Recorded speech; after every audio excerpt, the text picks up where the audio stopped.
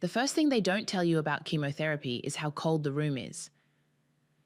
I sat there, wrapped in 2 blankets, watching poison drip into my veins, while my sister Esme scrolled through her phone, occasionally glancing up to ask if I needed anything.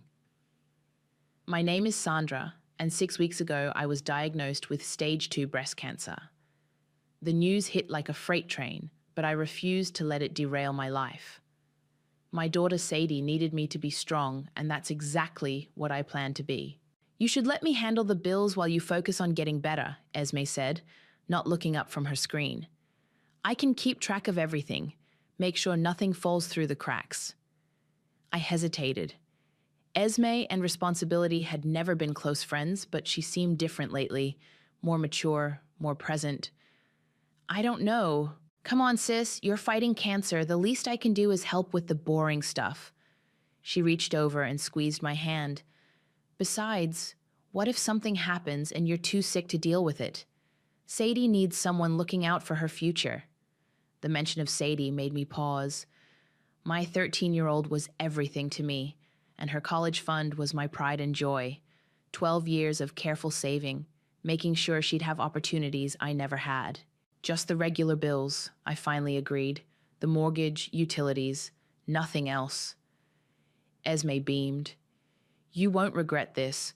I've really got my life together now. Dr. Wong came in to check my progress. How are we feeling today, Sandra?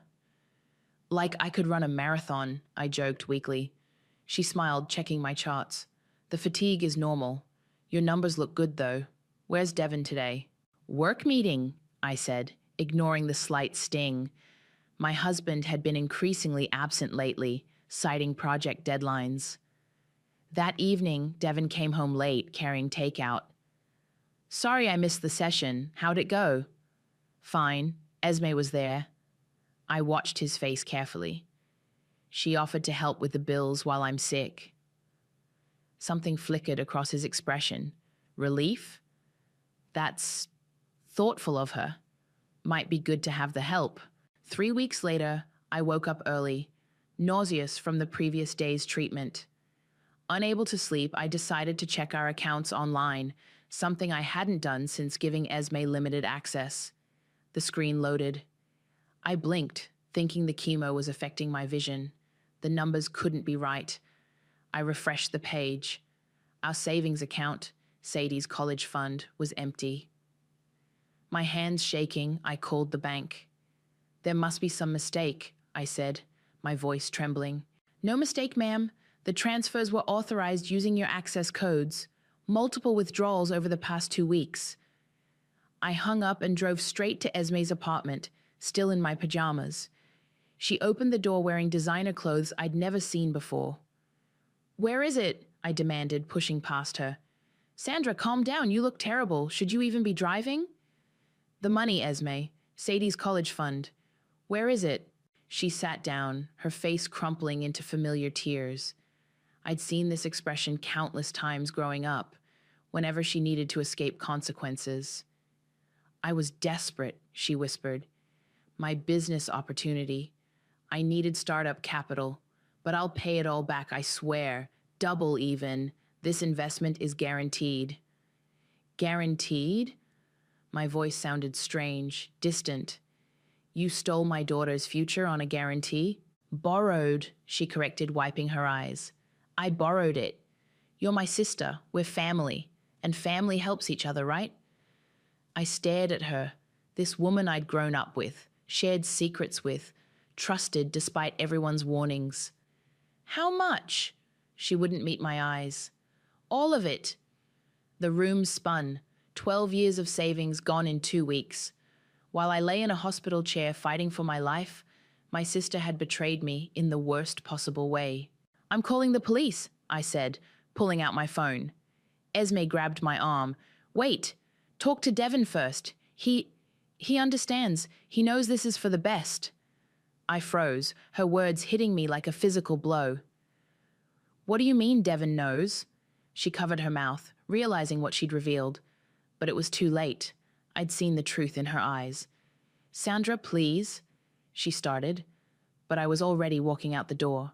My sister and my husband. While cancer ravaged my body, they'd conspired to steal my daughter's future.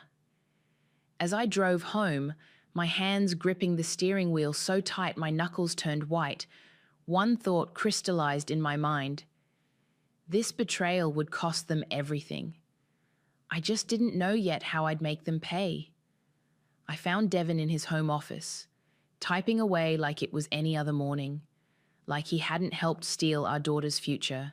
Did you know? My voice was steady, calmer than I felt. He didn't turn around. About what? Don't. Just don't. Esme told me you knew about the money. His typing stopped. When he finally faced me, his expression wasn't guilty or apologetic. It was annoyed. You're making this bigger than it needs to be. Bigger than it needs to be? I gripped the doorframe to stay upright. That money was for Sadie's education, and we can always save more, he said, as if explaining something simple to a child. Esme needed it now. She has a real opportunity with this business venture. What business venture? Import-export. Her boyfriend Chaz has connections overseas. It's practically guaranteed returns. I laughed, a hollow sound that scared even me. You let my sister and her latest loser boyfriend steal our daughter's college fund for an import-export scheme? She's family, Sandra. He stood up, running his hands through his hair. You're being dramatic. You're emotional because of the treatments, but don't you dare blame this on the cancer.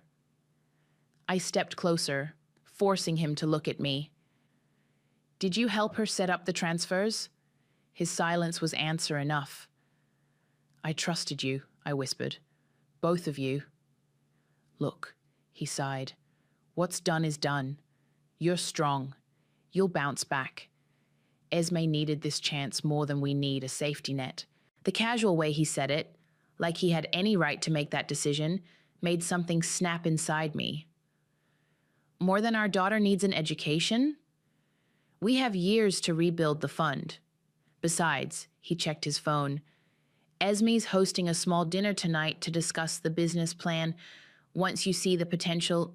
A dinner? I cut him off. She stole everything and she's throwing a dinner party. It's a celebration of new beginnings, he said.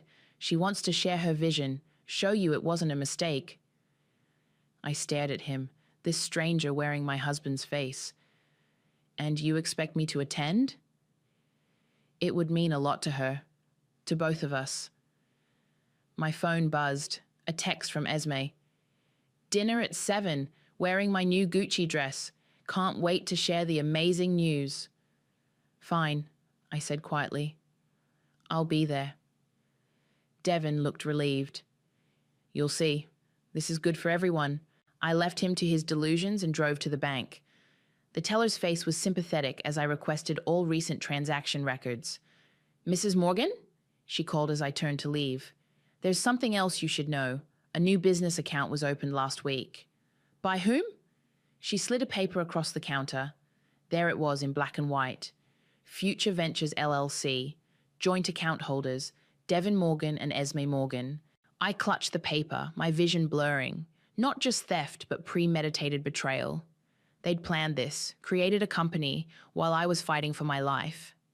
My best friend Amber found me in the bank parking lot, still holding the paper. I'd called her in a daze, needing someone, anyone, who wasn't part of this nightmare. Oh, honey, she said, pulling me into a hug. What do you need? A lawyer, I replied, my voice hardening. And everything you know about banking fraud. I have a friend who specializes in exactly that. She pulled out her phone. Hugh Grant. He's discreet, ruthless, and owes me a favor. I need to be smart about this, I said, more to myself than her. They think I'm weak right now, vulnerable. Then let them think that. Amber's eyes gleamed. While you build your case. That evening, I walked into Esme's apartment wearing my best smile. The table was set with expensive china I'd never seen before. Devon was already there, along with Esme's boyfriend Chaz, a slick-looking man with 2 white teeth. Sandra, Esme hugged me, reeking of expensive perfume. I'm so glad you came. Wait until you hear about our plans. I hugged her back, noting the price tags she'd forgotten to remove from her new outfit. My money, Sadie's money, on full display. I wouldn't miss it, I said, accepting a glass of champagne. Tell me everything. As they launched into their grand vision of international commerce, I smiled and nodded, playing the supportive sister, the understanding wife. But inside, I was already at war. They thought cancer had made me weak. They were about to learn just how wrong they were. Chemo makes you tired, but betrayal keeps you awake. I spent my sleepless nights documenting everything, every transfer, every text, every business meeting. My laptop became an archive of their deceit, growing larger by the day.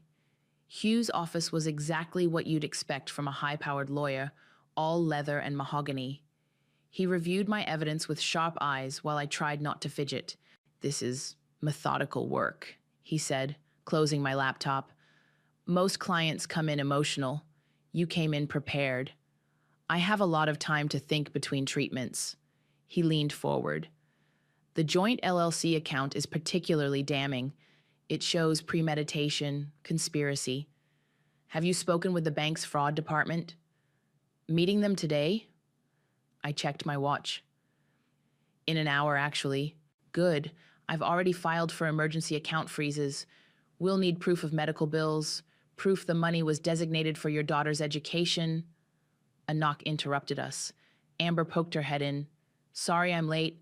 Traffic was hell. She sat beside me, squeezing my hand. Did you tell him about the car? Hugh raised an eyebrow. What car? I pulled out my phone, showing him the registration document I'd found in Devon's email. They bought a Mercedes last week, registered in Devon's name, but Esme drives it. Using your daughter's college fund? Hugh's pen scratched across his notepad. Perfect. More evidence of personal gain through fraudulent means. The bank's fraud investigator, Lane, was younger than I expected, sharp-eyed and determined. She spread documents across her desk as I recounted everything. Classic affinity fraud, she said, using family ties to gain trust, then exploiting it. But they got sloppy. These transfers... She pointed to a series of transactions. They didn't even try to hide them. They didn't think they needed to, I said quietly. They assumed I was too sick to notice. Their arrogance works in our favor. We can trace every dollar. She pulled out more papers. They've been spending lavishly. Designer clothes, luxury cars, expensive restaurants, all traceable, all documented. My phone buzzed. A text from Sadie. Mom, when can we look at colleges? Jessica's already touring campuses. My heart clenched. Lane must have noticed my expression. Your daughter doesn't know? I shook my head. She just knows we're adjusting the timeline. I can't tell her her own father. We'll get it back, Lane assured me. Every penny. That evening, I found Sadie at her desk, surrounded by college brochures. She looked up as I entered, her face bright with excitement. MIT has this amazing engineering program, she said, pointing to a glossy page, and their robotics lab is incredible. I sat on her bed, fighting to keep my voice steady. Honey, about college. I know. We have to wait and see how your treatment goes. She turned back to the brochures. But it doesn't hurt to look, right? I watched her pore over the pages, planning her future while her father and aunt dismantled it piece by piece. My phone buzzed again. Esme sending pictures of her and Chaz at some upscale restaurant. Having the most amazing dinner. Business is booming. I excused myself to the bathroom and threw up, though whether from the chemo or the rage, I couldn't tell. Later that night, I met Amber at our usual coffee shop. She slid a file across the table. My friend at the dealership came through, she said. Full documentation of the car purchase. Devon used your power of attorney to access the college fund directly. I flipped through the papers, stopping at a familiar signature. He forged my name. Add it to the pile. Amber stirred her coffee. Hugh says we're almost ready. The court date is set for next month. They're planning something big before then, I said. Esme keeps hinting at some celebration dinner. Something about expanding the business. More like running with what's left of the money. Amber's eyes narrowed. You think they're planning to skip town? I showed her Esme's latest social media posts, all about international travel and exciting new horizons. Not if I can help it. I pulled out my own file. I found their flight searches. Costa Rica. Apparently they think they're clever. They won't make it that far, Amber promised. Hugh's got the judge on standby for emergency orders. I looked down at my hands, steady, despite everything. I always thought cancer would be the hardest battle of my life. Cancer's just a disease, Amber said softly. This is personal. My phone lit up with another text from Esme. Big announcement dinner next week. Wear something fancy. I smiled, but there was no warmth in it. Then let's make it memorable. The invitation arrived on thick cream cardstock, gold lettering announcing a celebration of success at one of the city's most expensive restaurants. Esme's handwriting sprawled across the bottom. Can't wait to share our amazing news. Wear that blue dress you love. Gizuai. The blue dress she meant was hanging in my closet, unworn. I'd bought it before the diagnosis, before everything changed. Now it hung loose in places where chemo had eaten away at my body. You don't have to go, Amber said, watching me adjust the dress in the mirror. Yes, I do. I smoothed the fabric. They need to think everything's normal. My phone chimed with another of Esme's Instagram posts, her and Chaz posing outside Gucci, #blessed and entrepreneur life. The comments were full of congratulations from people who had no idea they were celebrating stolen money. Devin came home early that day, whistling as he changed for the dinner. You look nice, he said, like nothing was wrong, like he hadn't destroyed our family. Thanks. I watched him pick out a new tie, another purchase I hadn't known about. Esme's been posting a lot about Costa Rica lately. Has she? His hands fumbled slightly with the tie. Must be trending or something. Must be. My phone rang. Hugh. I stepped into the bathroom to answer. It's done, he said without preamble. Judge signed the orders. We can freeze everything the moment you give the word. The dinner's tomorrow night? Perfect timing. Lane has the documentation ready. Just say when. I ended the call and found Devin watching me. Everything okay? Fine, just checking on my test results. He nodded, already losing interest. Ready to go? We should pick up flowers for Esme. The restaurant was exactly as pretentious as I expected. Esme held court at a private table, Chaz at her side, both gleaming with the artificial shine of new money, my money. Sandra? She air-kissed my cheek. You came, and you wore the dress. Wouldn't miss it? I handed her the flowers. Congratulations on everything. More guests arrived, mostly Esme's new business friends, who looked as genuine as cubic zirconia. They fawned over her stories of entrepreneurial success while sipping $100 wines. It's all about seizing opportunities, Esme announced to the table, taking risks, following your dreams, and having support, Chaz added, squeezing her hand. Family that believes in you. I caught Devin nodding along, proud as if he'd done something noble. My phone buzzed, a text from Lane. Everything's in place, all accounts tracked, ready when you are. Esme clinked her glass, standing for a toast. I have amazing news. Thanks to our incredible success, Chaz and I are expanding internationally. We're opening an office in Costa Rica. The table erupted in applause. I clapped too, watching Devin's face. He wasn't surprised. Of course he wasn't. He'd helped plan this. We leave next month, Chaz announced. A new chapter in paradise. My phone buzzed again, Hugh this time. Judge confirmed. One word from you and their accounts freeze. All of them. I excused myself to the bathroom, finding Amber waiting there as planned. "They're running," I said, checking the stalls to ensure we were alone. "Costa Rica next month." "Not anymore." Amber's eyes were hard. "Hugh says the second those accounts freeze, their passports get flagged. They really think they'll get away with it. That's the beauty of it." Amber squeezed my shoulder.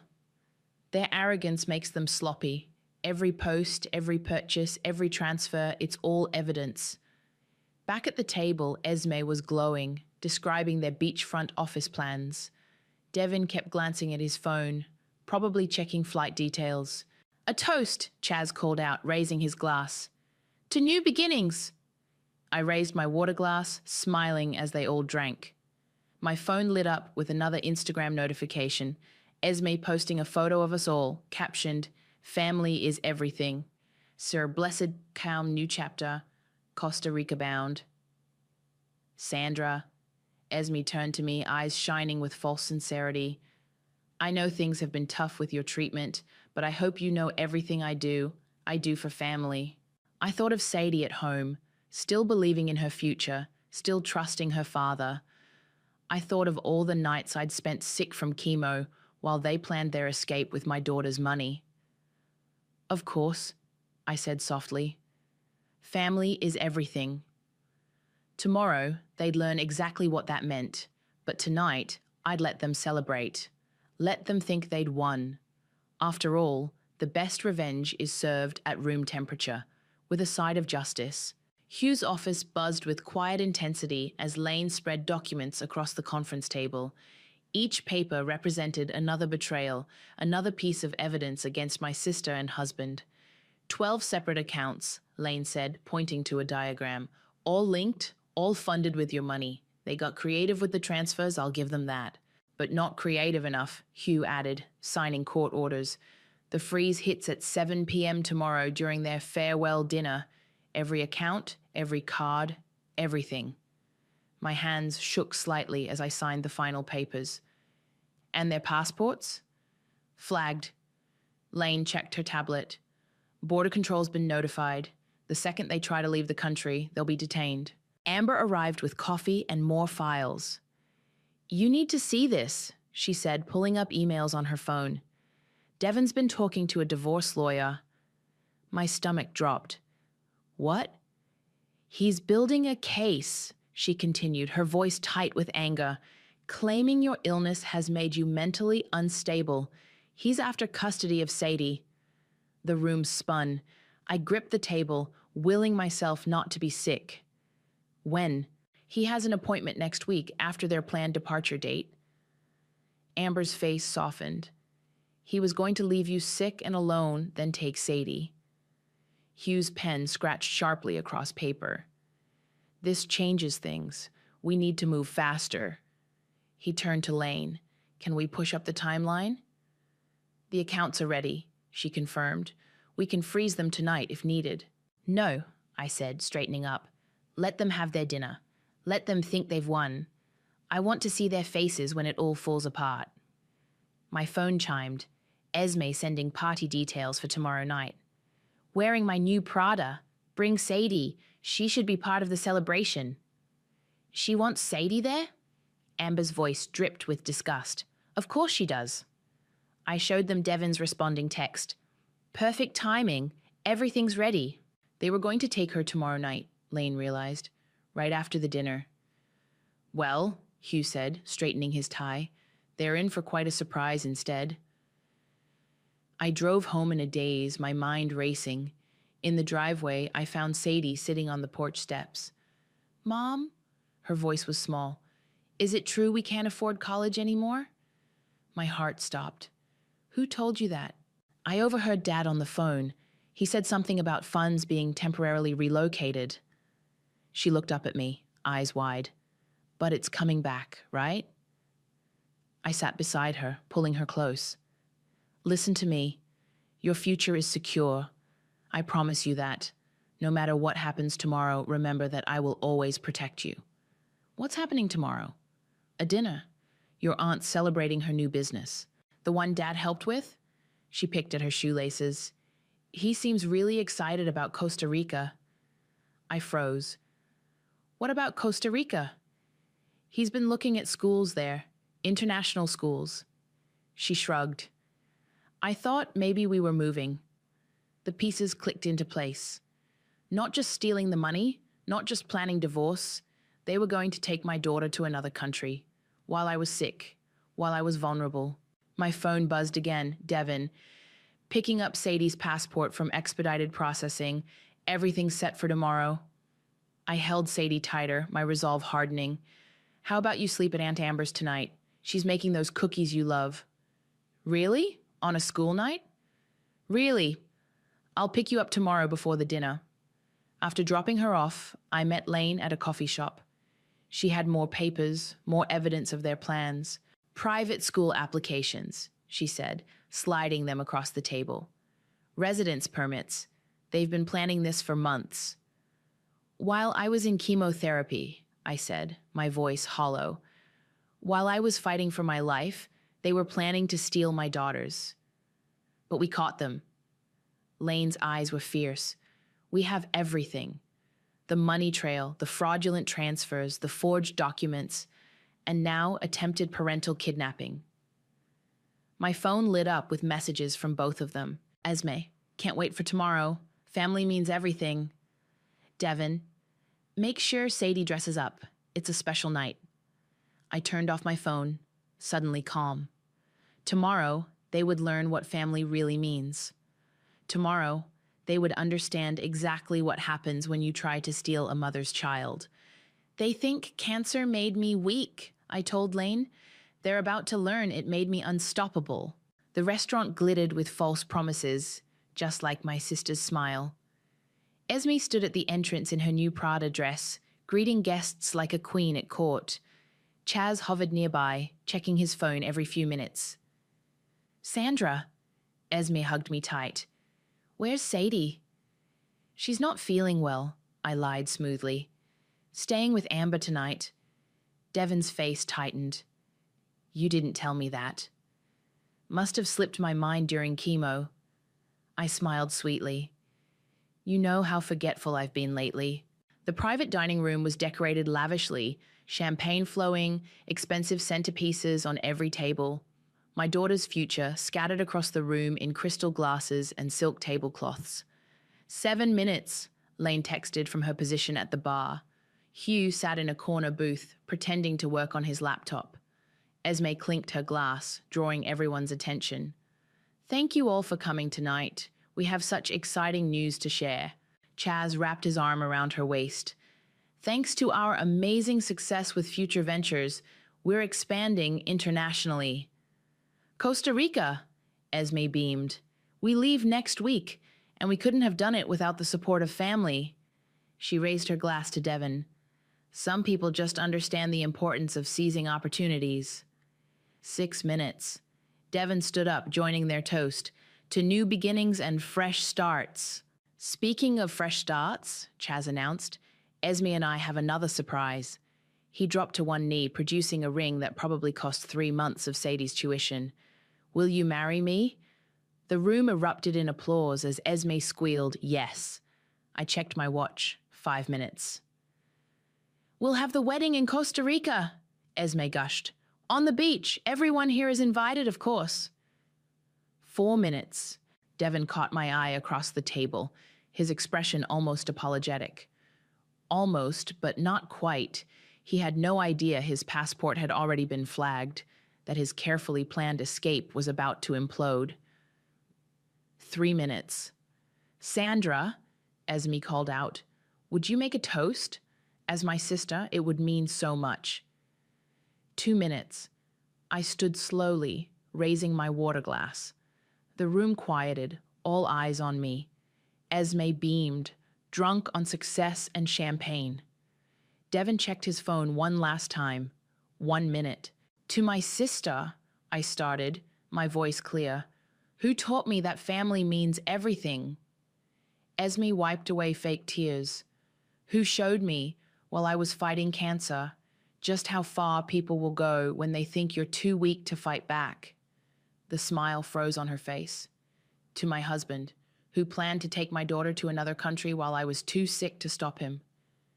Devon stood up sharply. Sandra, and to karma, I continued as Lane and Hugh approached from opposite sides of the room, which arrives exactly now. Right on cue, phones started buzzing around the table. Esme grabbed hers, face paling. Chaz stared at his screen in horror. Devon's credit card was declined as he tried to close out his tab. "What's happening?" Esme's voice shook. "My accounts. They're all frozen." "Funny thing about stealing from someone with a financial background," I said, pulling out a thick folder. "We tend to keep receipts." Lane stepped forward, badge visible. "Esme and Devon Morgan, I'm with the bank's fraud investigation unit.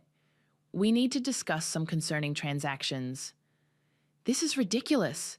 Esme stood up, swaying slightly. "It was a loan. Tell them, Devon." But Devon was staring at Hugh, who was calmly laying out court documents. Theft, fraud, conspiracy, attempted parental kidnapping. Hugh listed off. "Shall I continue?" "You can't prove anything," Chaz started, but stopped as I pulled out my phone, playing a recording of last week's dinner where they'd discussed their plans in detail. "I've been documenting everything," I said quietly. "Every transfer, every conversation, every plan to steal my daughter." Esme's mascara ran as she turned to Devon. "Do something!" "The police are outside," Lane announced, along with additional federal agents given the international flight risk. Guests began slipping away as Esme crumpled into her chair, her new ring catching the light. Chaz was already edging toward the back exit. "You were right about one thing," I told my sister as officers entered the room.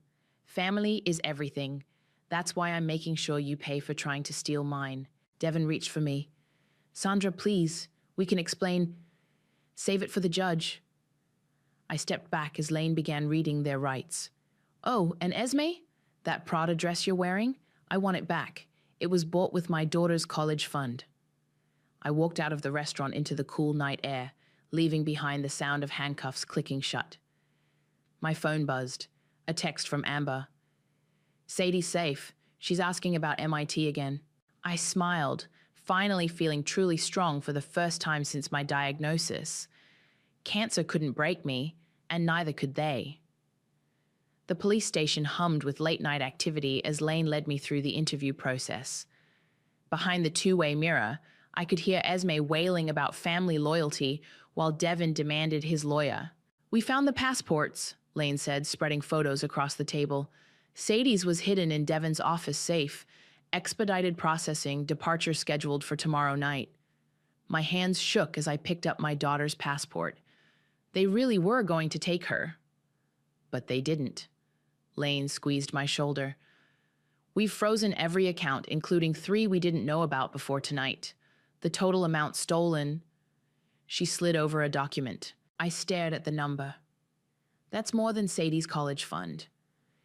They took everything they could access, savings, retirement, even your medical fund." A commotion outside drew our attention. Chaz was being led in handcuffs, his perfect white teeth gritted in fury. "Found him at the airport," an officer reported, "trying to board a flight to Panama with $50,000 in cash." "My money?" I asked Lane. She nodded. "And Esme's new car is missing. We've put out an alert." Hugh entered, looking pleased, despite the late hour. "Devon's lawyer just arrived. He's already talking plea deal." "No deal," I said firmly. "They plan to kidnap my daughter." Through the window, I watched Devon slump in his chair as his lawyer whispered urgently in his ear. Gone was the confident man who thought he could steal my life. In his place sat a desperate stranger. "Sandra!" he called out as I passed his room. "Please, just listen." I paused at the door. "You were going to take my daughter while I was sick with cancer." "I was trying to protect her."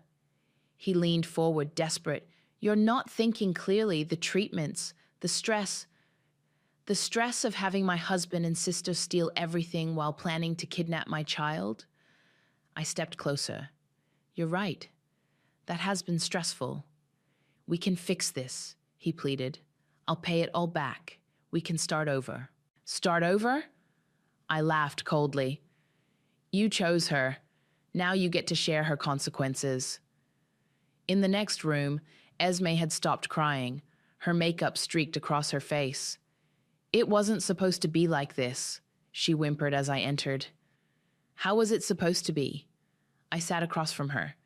You steal my daughter's future, run away to Costa Rica, live happily ever after with my money? I deserved a chance. She slammed her hands on the table. You always had everything. The stable job, the perfect family. It wasn't fair. Fair? I leaned forward. I have cancer, Esme. While I was fighting for my life, you and my husband plotted to steal everything I had left. Chaz said the business was guaranteed. Chaz just tried to flee the country without you. She crumpled again, reality finally hitting her. What's going to happen to me? You'll face charges, lots of them. I stood up, and every time you think about betraying someone else, you'll remember this moment. Dawn was breaking as I left the station. Hugh walked me to my car, reviewing next steps. The court date is set for next week, he said. With the evidence we have, plus their attempted flight, they're looking at serious time. And the money? We've recovered most of it. The rest... He smiled slightly. Let's just say Chaz's attempt to flee with cash makes our asset recovery much easier. My phone buzzed. Amber sending a photo of Sadie asleep surrounded by college brochures. Safe, protected, her future secured again. There's something else, Hugh added hesitantly. We found divorce papers in Devin's email. He was planning to file next week, citing your mental instability from cancer treatments as grounds for full custody. I absorbed this final betrayal with strange calm. Add it to the charges. Already done. He handed me a folder. These are your new custody papers. Given the circumstances, I don't think he'll contest them. The morning sun hit my face as I drove home, warming away the night's chill. In my rearview mirror, I caught a glimpse of myself. Tired, worn from treatment, but undefeated. My phone rang, Dr. Wong calling about my latest results. Your numbers are improving, she said warmly. The treatment's working. I thought of Esme and Devin in their cells, of Chaz in handcuffs, of all their careful plans destroyed by their own greed. Yes, I replied, smiling for the first time in what felt like years. The treatment is working perfectly. When I got home, I found Sadie awake, making breakfast. Mom! She hugged me tight. Where were you? Is everything okay? I held her close, breathing in the scent of her shampoo. Everything's going to be fine now. How about we look at those college brochures together? Her face lit up. Really? You mean it? Really? I poured us both coffee. Let's talk about your future. The courthouse steps felt warmer under the autumn sun as I waited for Hugh to finish filing the final paperwork. My phone buzzed with news alerts. Local business couple sentenced in major fraud case, but I didn't need to read them. I'd watched it happen in person. Devin hadn't looked at me during the sentencing. Esme had sobbed, mascara running again, begging for leniency. The judge had been unmoved by their performances. 7 years, Hugh said, joining me on the steps. No chance of early release given the attempted kidnapping charges. And Chaz? 10 years for his role, plus additional charges for attempting to flee. He handed me a thick envelope. The last of the recovered funds, minus legal fees. Your daughter's college fund is fully restored. My phone chimed, Dr. Wong confirming my final treatment session. The cancer was in remission, retreating as surely as my ex-husband's confidence had in court. Mom! Sadie called, running up the steps with Amber. Did you see? I got the early acceptance letter. I hugged her tight, the MIT admission letter crumpling between us. Of course you did. You're brilliant. We should celebrate, Amber suggested. I know a great place for lunch. We ended up at the same restaurant where everything had fallen apart that night. It felt different in daylight, smaller, less imposing. The matron recognized me, his eyes widening slightly. "Your usual table is available," he said quickly. "Complimentary champagne?" "Water's fine," I replied, catching his nervous glance. The restaurant's reputation had taken a hit after the arrests made headlines. As we settled in, Sadie pulled out her phone. "Look what Aunt Esme posted from prison." I hadn't blocked her social media access. I wanted her to see the consequences of her actions. Her latest post was a blur of self-pity. "Family is complicated. Learning hard lessons. Chuck prison life, chaka reflection." "She still doesn't get it," Amber muttered. "No," I agreed. "She never will." Sadie put her phone away, focusing on the college brochure she'd brought. MIT has this amazing robotics program, and their financial aid office already confirmed my scholarship. I watched her plan her future, free from the shadows of betrayal she'd never fully known about. The waiter brought our food, and I realized I was actually hungry, the first time since diagnosis that food smelled appealing. "The treatment worked," I told them, picking up my fork. "Dr. Wong confirmed it this morning. Complete remission." Amber's eyes filled with tears. Sadie grabbed my hand. "Really? You're sure?" "Really." I squeezed her hand back. "I'm not going anywhere." "Except to help me move into my dorm," Sadie added quickly. "Except that." My phone buzzed. Lane sending updates. They'd finally found Esme's Mercedes, abandoned at the Canadian border. The last piece of evidence collected, the final loose end tied. "You know what's weird?"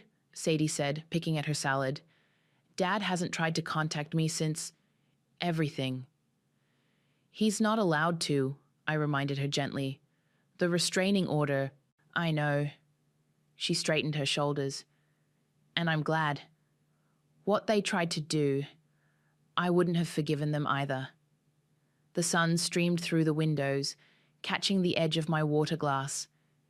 I remembered sitting here months ago, watching Esme celebrate stealing my daughter's future. Now she sat in a cell while Sadie planned for MIT. "Sometimes the best revenge is success," Amber said, raising her glass. "To new beginnings." "To karma," I added. "To MIT," Sadie chimed in. We clinked glasses, and I felt the last weight lift from my shoulders. The cancer was gone. The betrayers were gone. All that remained was possibility. Outside, autumn leaves scattered across the courthouse steps where justice had finally been served. My phone had stopped buzzing with drama and crisis, now filled instead with college preparation checklists and dormitory requirements. "Ready to go home?" I asked Sadie. She gathered her brochures, eyes bright with future plans. "Actually, can we stop by the bookstore? I want to get a head start on calculus." I laughed, a real laugh, full and free. "Of course we can."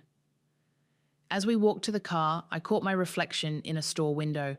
I looked different, stronger, not just from beating cancer, but from surviving betrayal, from protecting what mattered most.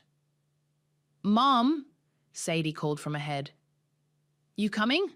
I joined her, leaving the courthouse and its ghosts behind. They had tried to steal my daughter's future, thinking cancer made me weak. Instead, they learned what every mother knows. Nothing makes you stronger than fighting for your child. "Let's go get that calculus book," I said, stepping into the sunlight. "The future's waiting.